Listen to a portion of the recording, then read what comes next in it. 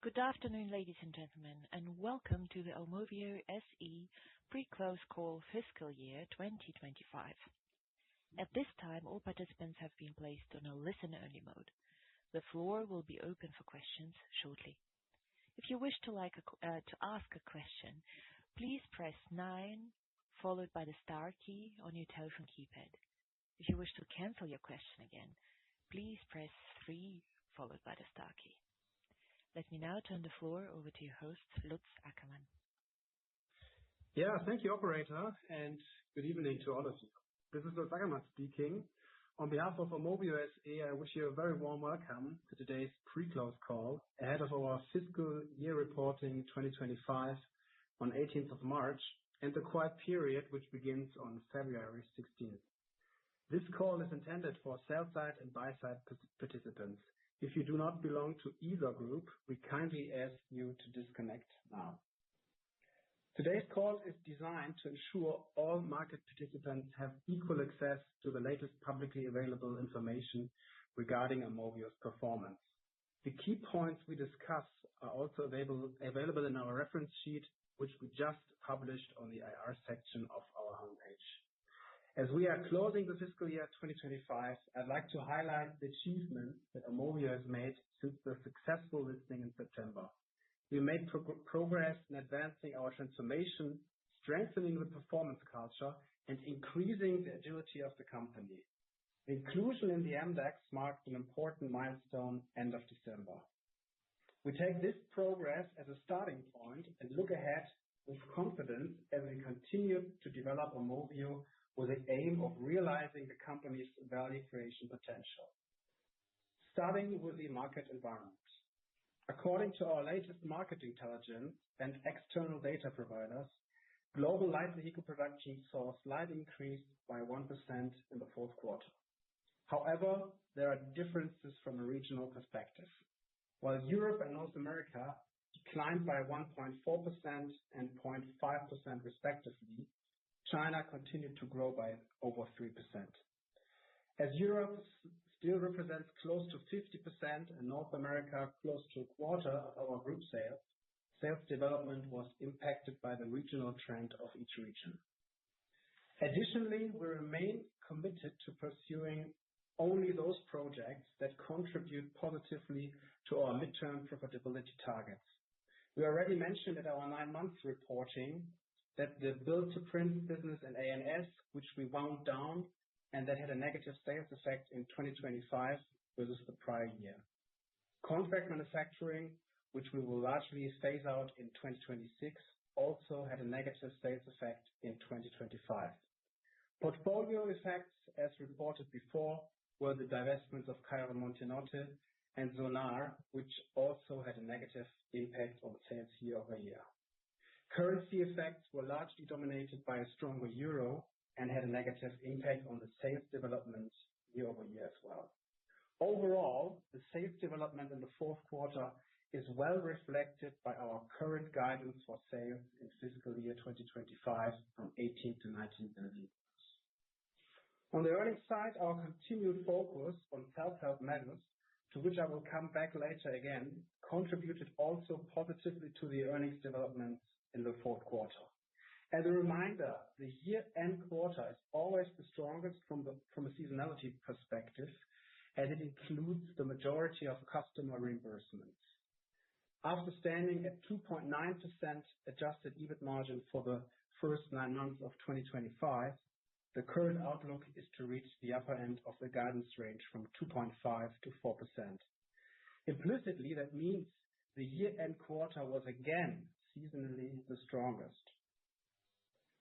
The impact from tariffs remains limited due to our high share of USMCA compliant imports. We are continuously working on sustainable solutions with our customers and expect to recoup the tariff burden over time. We do not expect major impacts on our business results. Free cash flow generation is a high priority at Aumovio, and we consistently stated out our ambition to achieve a positive adjusted free cash flow in 2025.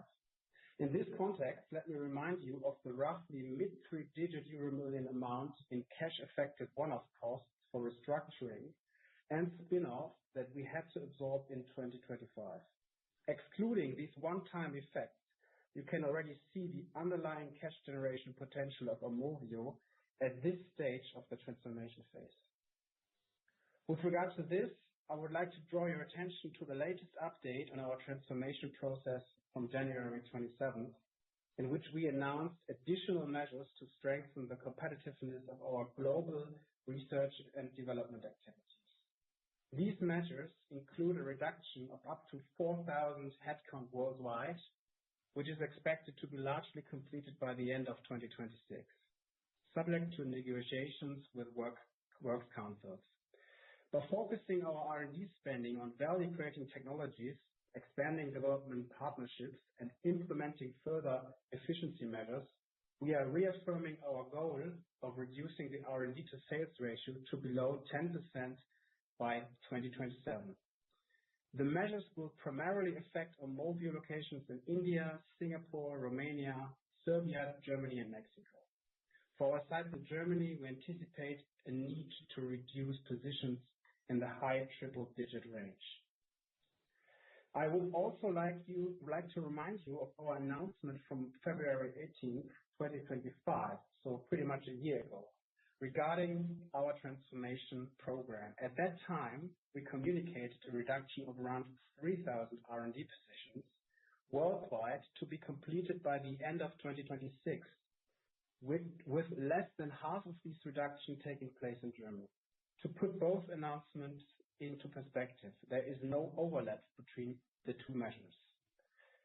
From the 84,500 employees at the end of the third quarter, it is a fair assumption that the reduction of roughly 800 employees per month, which has been announced at our Capital Markets Day last year, has continued until the end of 2025. For the new R&D announcement, we have not yet disclosed the financial impact, as we are only entering negotiations with the employee representatives. The cost savings expected for 2026 will depend on how quickly the programs will be executed. As a result, we will not yet see the full effect of savings in 2026. Most of the savings will materialize in the following years. The fact that part of the reduction involves employees in best cost countries also affects both the level of achievable savings and the associated cash outflow. Overall, we are taking strong and decisive steps to improve the robustness of the company's profile. We are bringing R&D spending down to a competitive level and further streamlining our global footprint. We are gradually shifting production to best cost countries and building a financially resilient company. As a result, we are becoming a leaner, more efficient, and performance-oriented company. Now let me please give you an update on how we see the current trading conditions regarding price increases in raw materials and memory products. We have observed significant price increases in raw materials relevant for Aumovio, including steel, aluminum, copper, and silver. However, for most of these materials, we have sustainable solutions with our customers to cover such increases. For example, by indexation agreements.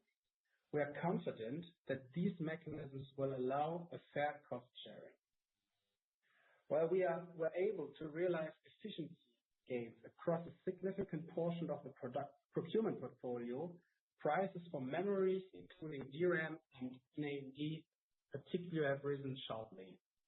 Importantly, we have already secured volumes and to a large extent also prices for 2026, and we continue to address these effects, amongst others, by adjusting our pricing structure to reflect market conditions. Overall, we consider the situation manageable. Looking ahead into 2026, we have already indicated that the earnings momentum is expected to come more from cost efficiencies and margin improvement potential than from top-line growth. That concludes my prepared remarks for today, and now I'm happy to take your questions. Please limit yourself to 2 questions so that we can ensure everyone has a chance to participate. Thank you very much. Dear ladies and gentlemen, if you would like to ask a question, please press 9 and the star key Now to enter the queue. I repeat, the combination is 9 star. If you wish to cancel your question again, please press 3 and star then, but for now, please press 9 star. One moment for the first question, please.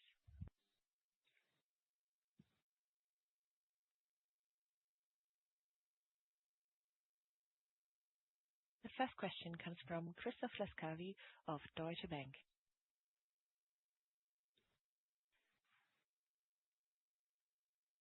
Over to you, please. Hi, good evening. I hope you can hear me okay. Hi, Lutz. Thanks for taking my questions. The first one will be just on the communication of the guidance on the high end of the range. Would that mean basically at the high end or towards the high end, and the latter being sort of like a 3.7 to 4% range? And the second question will be just in terms of building blocks for 26, what you've shared so far in the meetings more recently. And also, would it be fair to assume that you need to take a provision of, call it 150 million for the 4,000 people that you look to restructure, and roughly a similar amount just spread over a couple of years in terms of cash out for that program? Thank you.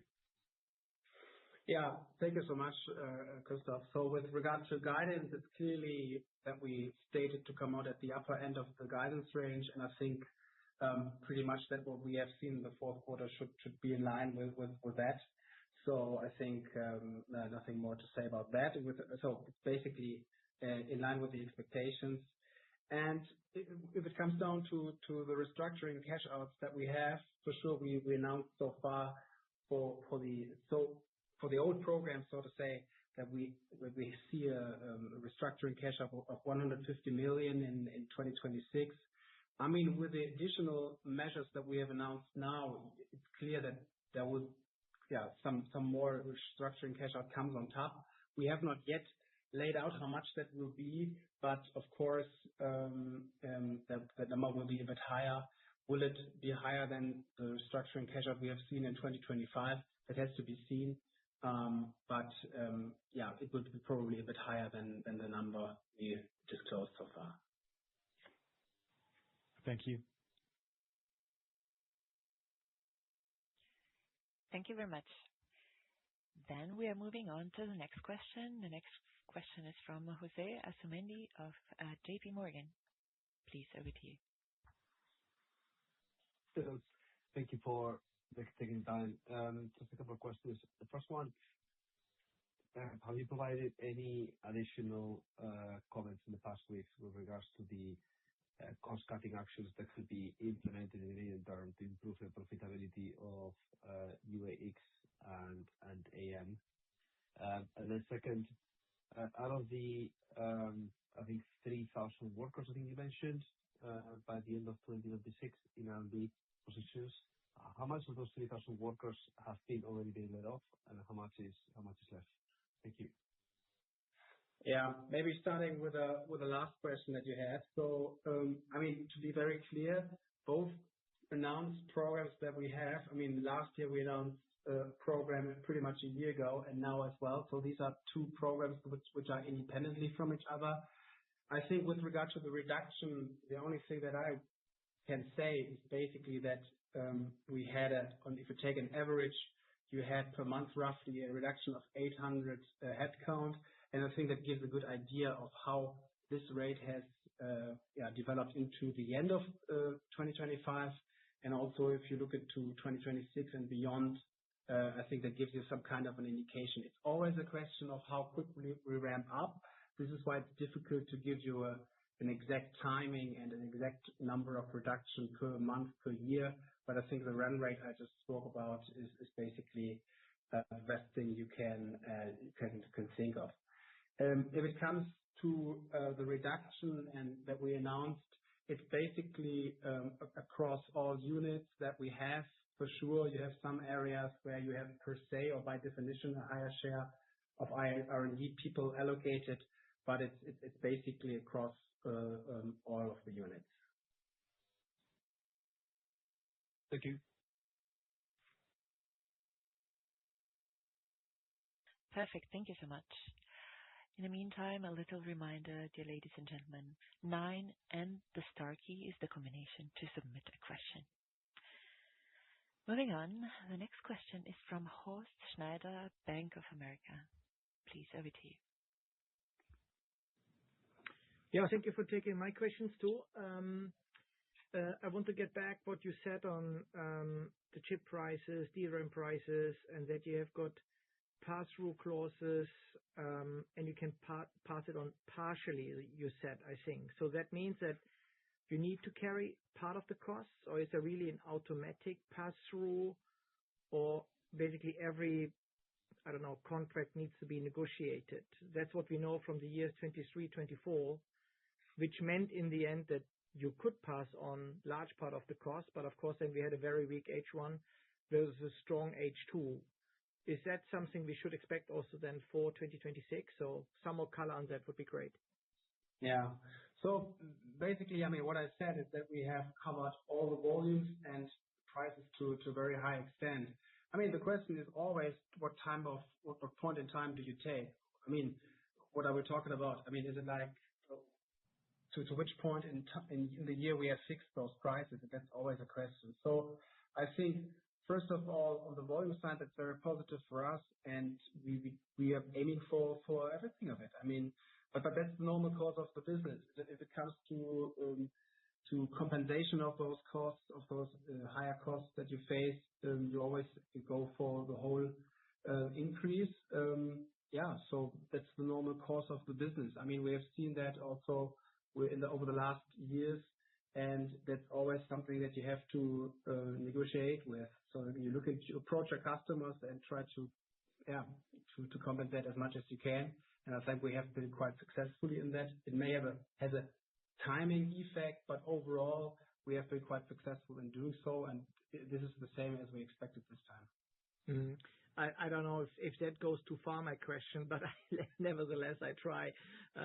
If you could maybe quantify your chip purchase volumes per annum, what part of that is DRAM, and to what extent you see market prices moving up? I just try. Yeah, sure. I mean, one reference that I can give you, and I think you all are aware of, let's say, the top 10 purchasers of DRAM. If you look into the S&P study that is basically of which you are aware, you can see that Aumovio is not amongst the top 10 purchasers of DRAM. So I think that's basically what you can see. For sure, there's a certain exposure, but again, the impact that we may face is also depending on what time we are looking at. I mean, if it's like the status quo or the pricing from a point in time which was earlier, it's a little bit depending on that. So this is why I'm shy of giving to quantify that effect. Yeah. Okay. Then more housekeeping item. That's the last one from my side. You talked about special items. I think you only talked about full year. I don't know, some guidance on Q4. Not sure if I missed that and you mentioned that. If yes, sorry, but if you've got more details. Yeah. I mean, what I wanted to make clear is that we are streamlining the portfolio on a daily basis, and we are very much focused on only continuing projects on which we earn money and where the margins are in that regard where we want to see them. So this is always a bit a difficulty to announce that in advance. It's most of the cases that you look into, that you afterwards can say, okay, these are the projects that we have stopped, or these are the projects that we have wound down. And when we have the reporting, we will give you a clearer picture on that, how much of the projects we have stopped and not continued. Okay, no worries. Thank you. Perfect. Thank you very much also from my side. At the moment, there are no more questions in the queue. So last call, dear ladies and gentlemen, please press 9 star if you have a question or a follow-up question.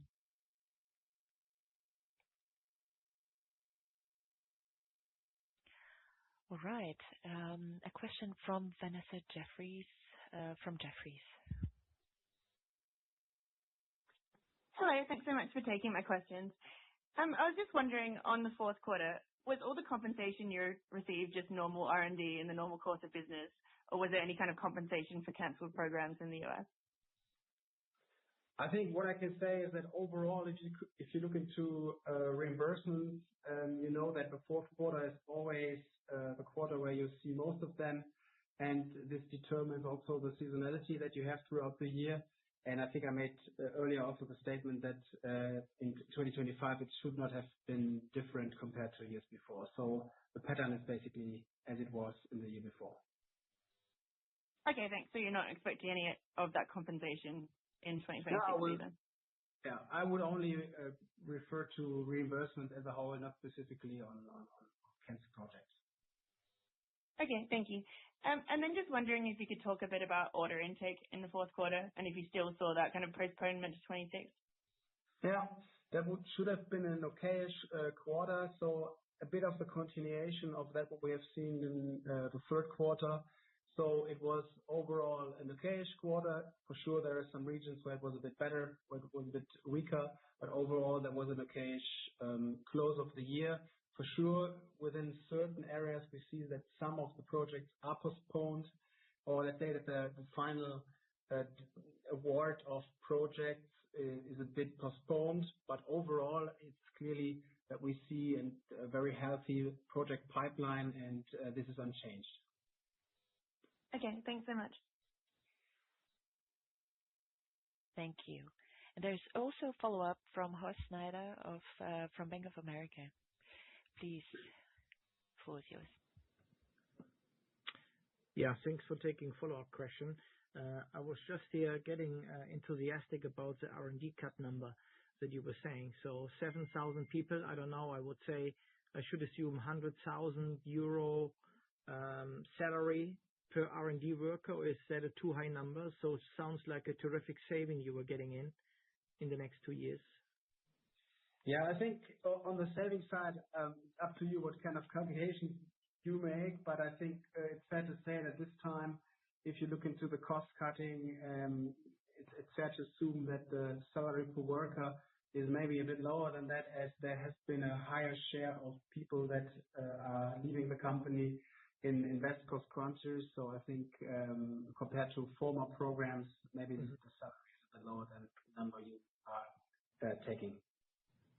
Okay, thank you. But that materializes over 2 years, you said, right? So it's not just straight, of course, in 1 year, so it materializes over time. So we should pencil in a part in 26, and it's going to be finished in 2027, correct? I mean, it's always a ramp up, and I think it's important to understand that the negotiations with the unions are pretty much starting. So we for sure try to achieve as much as we can in this year. So I would rather say it depends on the ramp up of the program execution. I think it's also fair to say that the majority of the effect is coming beyond 2026, as then the full impact will take place. I guess it's the first program, I think, was 3,000. That's probably 26, and the 4,000, that's a higher share than in 27, right? I mean, we for the current program we just announced, we are striving for getting that executed as much as we can in this year. But the effect, I mean, if you always have to look into the point in time when people are leaving, so the effect on the numbers is rather beyond this year. But we try to execute that as much as we can in 2026. Okay. All right. Thank you. Thank you very much.